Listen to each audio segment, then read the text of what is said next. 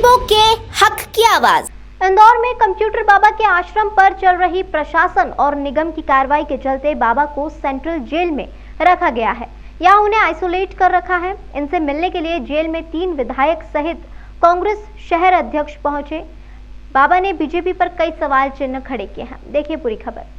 इंदौर के जम्बूड़ी हिप्शी स्थित कंप्यूटर बाबा के आश्रम पर प्रशासन, नगर निगम सहित पुलिस विभाग द्वारा संयुक्त कार्रवाई करते हुए 2 दिनों में करीबन 3 आश्रमों पर कार्रवाई की गई है, जिसमें से 2 आश्रमों को जमींदोज कर दिया गया, तो वहीं रहवासी क्षेत्र अंबिकापुरी के आश्रम को खाली कराकर रहवासियों को सौंप दिया गया है।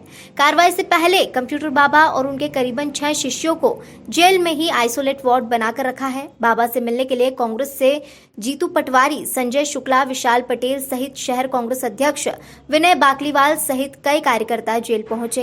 यहां उन्होंने करीबन 2 घंटे की मुलाकात की। मुलाकात के बाद सभी कांग्रेसी विधायकों ने मीडिया से चर्चा करते हुए बाबा और विधायकों के बीच हुई चर्चा मीडिया के सामने रखी। जीतू पटवारी द्वारा बताया गया कि बाबा पूरी तरह से कार्रवाई आहत है।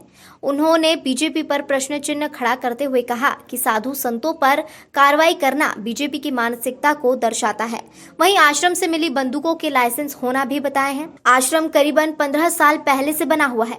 आश्रम को बनाने के लिए विधायक निधि, जनपद निधि, पंचायत निधि सहित अन्य जन सहयोग लेकर निर्मित किया गया था।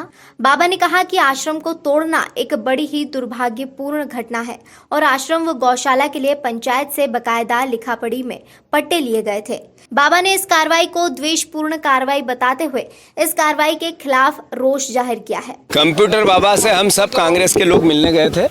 उन्होंने जो वेदना व्यक्त की, उन्होंने कहा कि 15 साल तक मैंने शिवराज सिंह की स्तुति की तो मैं साधु था, संत था, महात्मा था।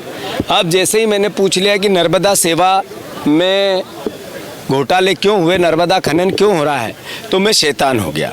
मुझे दुख है कि शिवराज सिंह भी ऐसा कर सकते हैं। ये बातें बोलते बोलते वो भावुक हो गए। उन्होंने कहा कि जिस आश्रम को अवैध बताने की कोशिश हो रही है उसमें विधायक निधि का पैसा लगा है, उसमें जनपद निधि का पैसा लगा है, उसमें पंचायत निधि का पैसा लगा है और पंचायत का सर्टिफिकेट है पट्टे का उनको आश्रम गौशाला बनाने का। तो ये कैसे अवैध हो सकता है? और अवैध था तो 15 साल क्यों नहीं तोड़ा? अभी क्यों इस पर कार्रवाई हुई? ये बदले की भावना क्यों साधु और संतों पे? ये बदले की भावना क्यों? हिंदुत्व के नाम पर वोट लेने के बाद साधुओं पर ये अनाचार, अत्याचार कैसा?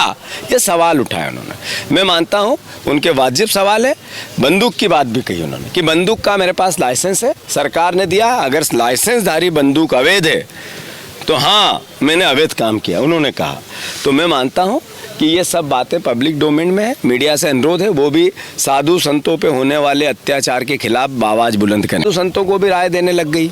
मैं मानता हूँ महात्मा और साधु संतों को अगर भारतीय जनता पार्टी राय देने लग जाएगी तो कैसा राज चला सकती है। साधु संतों से तो राय और मार्गदर्शन लेना चाहिए। यही तो अहंकार है बीजेपी का। बता दें, इस पूरे घटनाक्रम में राज्यसभा सांसद दिग्विजय सिंह बाबा से मुलाकात करने आने वाले थे, लेकिन किन्हीं कारणों से वे इंदौर नहीं पहुंच पाए। आने वाले दिनों में कंप्यूटर बाबा से जुड़ा मामला काफी तूल पकड़ता नजर आ रहा है। कांग्रेस पार्टी इस पूरे घटनाक्रम में पूरी तरह से मैदान में उतरती हुई नजर आ रही है।